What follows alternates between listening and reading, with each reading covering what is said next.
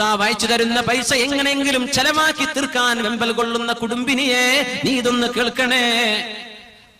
വെള്ളം കൊണ്ടുവരുന്ന തോൽപാത്രം തോളിൽ വെച്ച് ചുമന്ന് കൊണ്ടുവന്നിട്ട് കഴുത്തിൽ കല വീണിട്ടുണ്ട്, മുറിവ് വന്നിട്ടുണ്ട്. പൊന്നുമോൾ ഫാത്തിമ റളിയല്ലാഹു അൻഹക്ക് നബിയേ, അതുകൊണ്ട് അങ്ങേക്ക് ലഭിച്ച അടിമകളിൽ ഏതെങ്കിലും ഒരാളെ സഹായത്തിന് കൊടുത്താൽ ഈ പ്രയാസങ്ങൾ നീങ്ങി കിട്ടുമല്ലോ.